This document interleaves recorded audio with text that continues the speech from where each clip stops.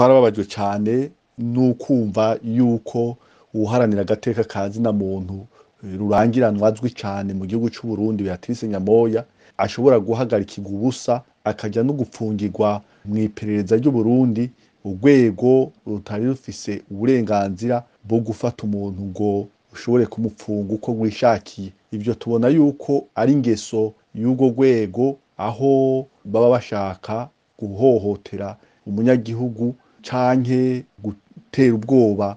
we umuryango wiwe hamwe n'umugwi asanzwe akoreramwo, kuko uwo Beatrice Nyamoya yahaniye agateka ka zina muntu kuva kera cane. Ni umuntu azwi, arafise ahaba, arafise aho akora, si umuntu bavuga ngo boshobora kumurondera ngo bamubure, bakeneye kumukorako amatohozwa bomuhamagara akitaba hanyuma agataha, hanyuma bukeye basubiye kumukenera akagaruka. Muga nta kintu na kimwe gishobora gusigura ingene bashobora gufata umukenyezi nk'uwo bakamufata nk'umwicanyi, bakamufata nk'igisuma, bakaja kumusambishiriza mu biro bikuru vy'iperereza, aho ashobora kugirirwa nabi we canke n'abandi bamaze kuhatakariza mbere n'ubuzima, canke iyo bakagize Imana ugasanga barabarekuye babajanye mw'ibohero kandi ata dosiye y'ukuri, ata dosiye ifadika bafise. Nico gituma dutera akamo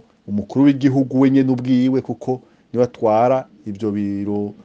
bikuru vy'iperereza, yuko bohagarika iyi ngeso, kuko yambika urubwa igihugu c'u Burundi, igatera ubwoba abarundi bose muri rusangi, hanyuma igatuma yaba y'amahoro n'umutekano bivugwa mu gihugu c'u Burundi, ryaba rya zina ry'igihugu, ryaba rya zina ry'intwaro, vyose bitosekara.